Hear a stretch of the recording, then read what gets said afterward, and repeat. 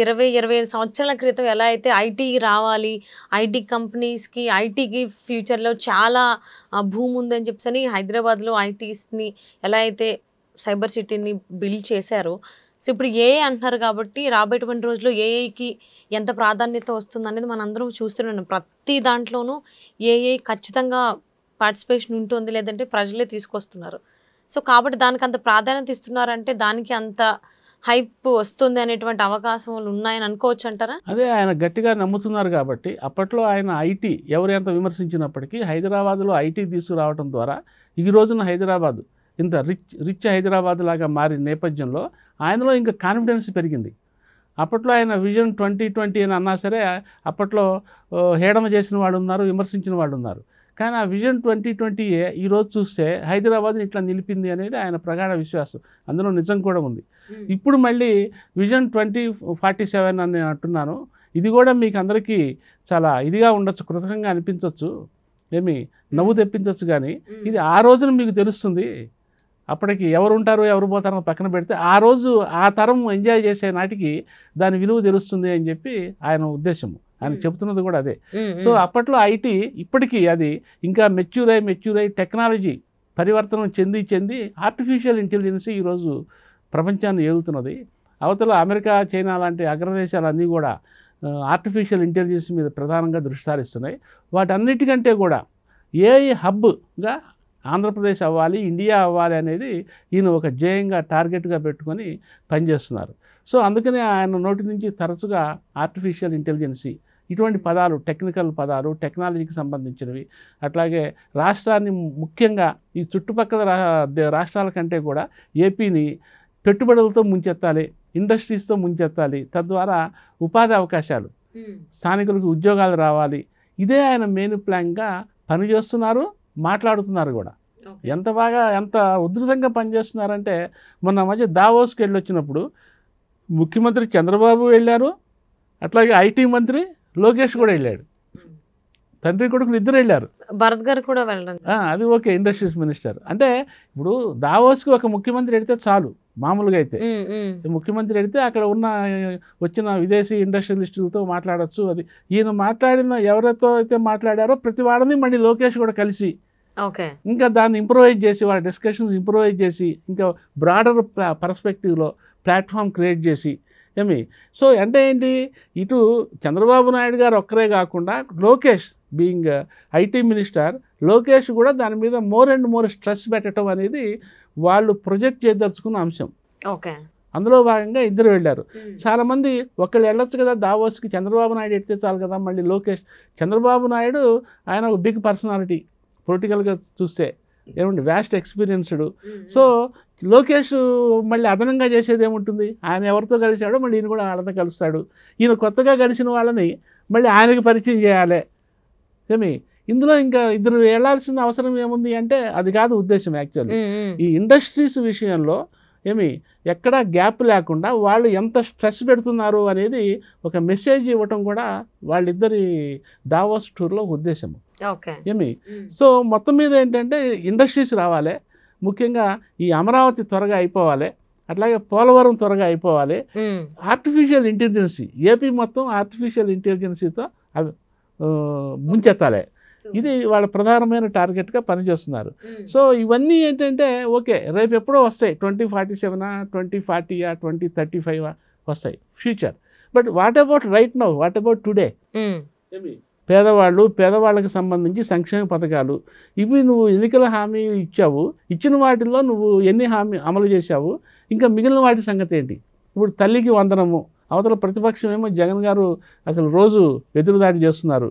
ఆయన స్కూల్ పిల్లలకి ఈ కిట్స్, బ్యాగులు ఇవి అందించేవి, ఫీజులకు సంబంధించి మదర్ ఖాతాలో డబ్బులు వేసే కార్యక్రమం ఆయన చేశారు నిర్విఘ్నంగా ఎవ్రీ అకాడమిక్ ఇయర్ స్టార్టింగ్లో. ఇప్పుడు తల్లికి వందనం ఆగిపోయింది. ఈయన వచ్చిన తర్వాత తల్లికి వందనం ఆగిపోయింది. ఆయనేమో ఆ గైడ్లైన్స్ అవి రీఫ్రేమ్ చేసి స్టార్ట్ చేయాలని అందుకనే ఆయన ప్రతి సమావేశంలో చెప్తూ వస్తున్నారు. ఏంటి, రేపు అకాడమిక్ ఇయర్ అంటే జూన్, విద్యా సంవత్సరం జూన్తో మొదలవుతుంది కదా, ఆ జూన్కి ముందు కొంచెం అటు ఇటుగా ఈ తల్లికి వందనం ఇది అమలు చేయాలని. సో జనం దృష్టి అంతా ఏంటంటే జగన్ ఆ రోజు అన్ని ప్రోగ్రాములు పెట్టి బట్టలు నొక్కుతున్నారు కదా, మరి ఆ బట్టలన్నీ ఏమైపోయినాయి, ఆ పథకాలన్నీ ఏమైపోయినాయి అనేది న్యాచురల్గానే ఈ పేదల మనస్తత్వం అట్లాగే ఉంటుంది. వాళ్ళు ఎదురు చూస్తారు కూడా, ఎందుకంటే వాళ్ళు లబ్ధి పొందారు కాబట్టి ఎదురు చూడటంలో తప్పేమీ లేదు. సో వాటి సంగతి మాట్లాడకుండా వాటిని సత్వరం పూర్తి చేసి అమలు చేయాలి కదా, వాటిని త్వరగా ఇంప్లిమెంటేషన్లోకి తెస్తే వాళ్ళు బెనిఫిట్ పొందుతారు. ఆ కార్యక్రమం చేయాలి కదా. ఆ కార్యక్రమము ఏదో ఒక తృతీయ ప్రాధాన్యత లేకపోతే 4వ ప్రాధాన్యత కింద ఉంది తప్ప ముందర ఏఐ ప్లస్ ఇండస్ట్రీసు పెట్టుబడులు ఇవే టాప్ ప్రయారిటీగా రోజు వినిపిస్తున్నాయి అనేది సామాన్య ప్రజానీకం. ఆ సామాన్య ప్రజానీకం కూడా ఎవరు, జగన్ గారి ప్రభుత్వంలో నెల నగదు జమతో ఆర్థికంగా లబ్ధి పొందిన వాళ్ళ అభిప్రాయం అట్లా ఉంటుంది. అట్లా ఉండటంలో అసహజం కూడా ఏమీ లేదు, మనం తప్పుపడాల్సిన అవసరం లేదు. అది ఆర్థిక ప్రయోజనాలు, రోజువారీ దైనందిన జీవితం గడపడానికి అవసరమైన వ్యవహారం కదా డబ్బులంటే. సో అది వాటి కోసం ఎదురు చూస్తున్నారు. ఇక మేధావి వర్గంలోకి వచ్చేసరికి చంద్రబాబు నాయుడు గారు మళ్ళీ అవే సమీక్షలు. చంద్రబాబు నాయుడు గారు ఇప్పుడు రోజున సగటుకి ఒక మినిమం 2 లేదా 3, ఒక్కో రోజు అంతకంటే ఎక్కువ సమీక్షలు జరుపుతుంటారు. పోనీ ఆ సమీక్షలన్నీ కూడా ఏంటంటే రివ్యూ ఏంటి, what is the present status quo, ఇప్పుడున్న పరిస్థితి ఏంటి ఆ శాఖలో, ఆ శాఖకి సంబంధించి ఉన్న టార్గెట్స్ ఏంటి, మనం ఏం డిసైడ్ చేశాము, వాటికి సంబంధించి అధికారులు ఫాలో అప్ ఎలా ఉంది, వీటిని సమీక్షించడము, ఆయన ఆ పాయింట్స్ వారీగా వాళ్ళని గైడ్ చేయటము, దిశానిర్దేశం చేయటం ఆ సమీక్షలు. మొన్న before last week state secretaries level meeting పెట్టారు ఆయన. మంత్రులు, సెక్రటరీస్, కార్యదర్శుల స్థాయి సమావేశం. వాళ్ళు మంత్రి, ఆ శాఖకు సంబంధించి సెక్రటరీ, అట్లా అందరు మంత్రులు, అన్ని శాఖల కార్యదర్శులు.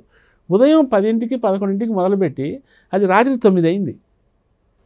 రాత్రి 9 అయింది. 9 ఆయన ముగింపు ఉపన్యాసం ఇచ్చాడు. ఉదయం 10కి ప్రారంభ ఉపన్యాసం ఇస్తే ప్రతి శాఖల వారిగా ఒక్కొక్క శాఖ సమీక్ష చేసుకుంటూ వెళ్ళి రాత్రి 9కి ముగింపు ఉపన్యాసం. చూడండి, ఒక సమీక్ష, మెగా సమీక్ష అన్నమాట అది.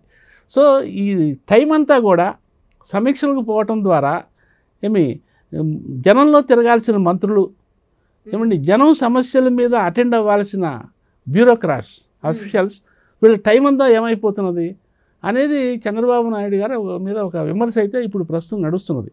ఆయన సమీక్షలు తగ్గించి ముఖ్యంగా కార్యదర్శుల్ని, మంత్రుల్ని జనంలోకి పంపించి డే టు డే జనం నుంచి వస్తున్న ఫీడ్బ్యాక్ను బట్టి వాళ్ళ సమస్యలకి స్పాంటేనియస్గా అటెండ్ అవుతూ చేయాలి అనేది మేధావి వర్గం కొంతమంది వాదన, సలహా, ఒక వాదన.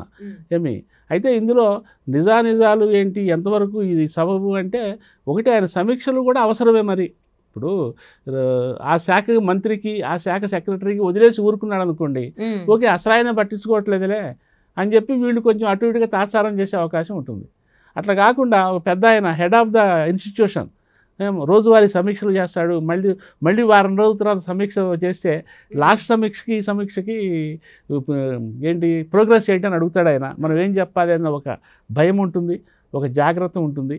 సో వాడు దాని మీద దృష్టి పెట్టడానికి అవకాశం ఉంటుంది అనేది చంద్రబాబు నాయుడు గారి ఉద్దేశం. దాన్ని కూడా మనం తప్పుపట్టలేము. ఇప్పుడు సమీక్షలు చేస్తేనేమో జగన్ గారు ప్రభుత్వంలో ఆ సమీక్షలు ఆయన కూడా చేసేవాడు. ఆయన కూడా రోజు 2-3 సమీక్షలు చేసేవాడు. సమీక్షలు అనేవి అనివార్యం.